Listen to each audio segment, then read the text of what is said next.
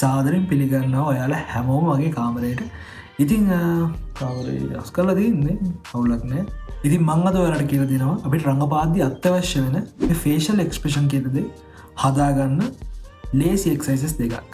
මුලින්ම කතා කරමු ඇයි මේ channel එක පටන් ගත්තේ කියලා. ඇත්තම කිව්වොත් ෆොරින් channel ඕන තරම් තියෙනවා මේ වගේ දේවල් උගන්වන්න. ඒත් ලංකාවේ මම හරියට channel එකක් දැක්කේ නෑ.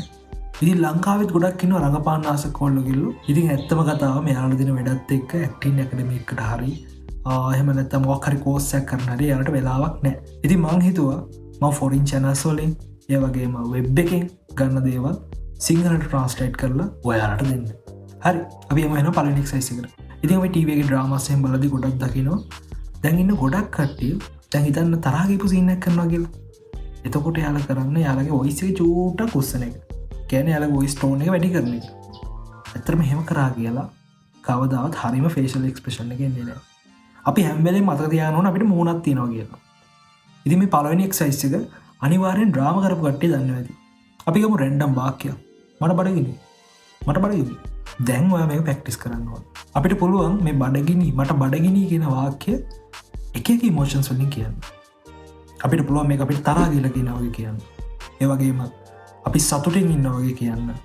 දුකින් වගේ, බය වෙලා වගේ මේ වගේ ඉමෝෂන්ස් ගණනාවකින් අපිට පුළුවන් මට බඩගිනි කියන මේ වාක්‍ය ප්‍රැක්ටිස් කරන්න. ඔයාලා අනිවාර්යෙන් මේක ප්‍රැක්ටිස් කරද්දී කන්නඩියක ඉස්සරහට ඉඳලා ප්‍රැක්ටිස් කරන්න. හේතුව එතකොට ඔයාට ඔයාගේ මූණ පේනවා. ඔයාට තේරෙනවා කොහොමද මූණ වෙනස් කරන්න ඕනේ. මම මේ සීන් එකට ආවම මගේ මූණ කොහොමද තියෙන්න ඕනේ කියන එක ඔයාට උතර පේන්න ගන්නවා. ඒත් ඔයාලට ඉතින් ඇයි මම මේක ප්‍රැක්ටිස් කරන්නේ? මේක ප්‍රැක්ටිස් කරා කියලා මට කිසිම දෙයක් උන්නේ නැහැ නේ. ඒක එහෙම එකපාර වෙන්නේ නැහැ. ඔයා දිගටම මේක ප්‍රැක්ටිස් කරන්න. ඔයාට මොකක් හරි සීන් එකක් ආවට පස්සේ ඔයාට තේරෙනවා දැන් මට පොඩ්ඩක් මේක කරන්න ලේසියි කියන එක. අපි යමු දෙවෙනි එක්සර්සයිස් එකට. දෙවෙනි එක්සර්සයිස් එක තමයි ඉමෝෂන් ලෙවල්ස්. උදාහරණයක් ගත්තොත් අපි දන්න ගොඩක් දක්ෂ නළුවෝ ලියනඩෝ ඩිකැප්‍රියෝ, බ්‍රැඩ් පිට්, ඊට පස්සේ ඩැන්සල් වොෂින්ටන්, ටොම් හැන්ක්ස් ඒ වගේ නළුවෝ අපි ගත්තට පස්සේ එයාලා හැම වෙලේම ප්ලේ කරන්නේ ඉමෝෂනල් ලෙවල් එකත් එක්ක. ඒ කියන්නේ අපි හිතමු තරහා ගිහපු සීන් එකක් කරනවා කියලා. තරහා ගිහපු එකක් කරනවා නම් එයාලා ඇංග්‍රි එකේ එක එක ලෙවල්ස් වලට යනවා. තරහම ගිහපු ලෙවල් එක හැම වෙලේම අපිට අවශ්‍ය වෙන්නේ නැහැ ජීවිතේදී. අපිට ටිකක් තරහ යන තැන් තියෙනවා. ටිකකට වඩා තව ටිකක් වැඩි තරහ යන තැන් තියෙනවා. තරහම යන තැනුත් තියෙනවා.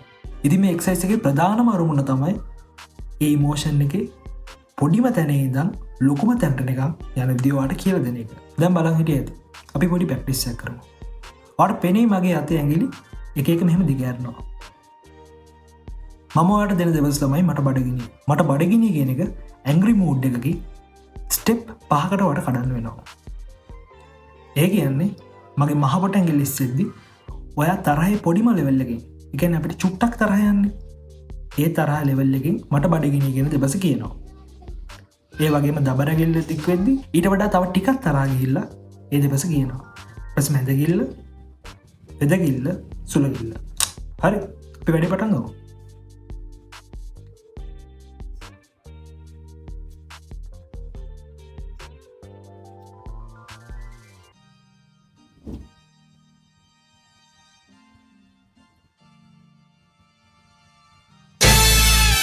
ඔය තියෙන්නේ ඇක්ටිං. ඉතින් මේකත් කලින් එක්සර්සයිස් එක වගේම තමයි. කන්නඩි ඉස්සරහට ඉල පුරුදු වෙන්න. ඔයාට ඔයාගේ මූණ එක්ස්ප්‍රෙෂන් ඒව වෙනස් කරන්න ඕන විදිය ඔක්කොම ඔයාලට තේරුම් ගන්න පුළුවන්. ඉතින් මේ වීඩියෝ එක ෂෙයා කරන් යන්න. ඔයගේ තව රංගපාන්න ආසයි යාළුවෝ ඉන්නවා නම් අනිවාර්යෙන් එයාලට ෂෙයා කරන්න. මොකද අපි මේක හදන්න ඕන. කැමති නම් විතරක් subscribe කරන්න. එහෙනම් අපි තවත් වීඩියෝ එකකින් ටග් ගාලා හම්බෙමු. peace.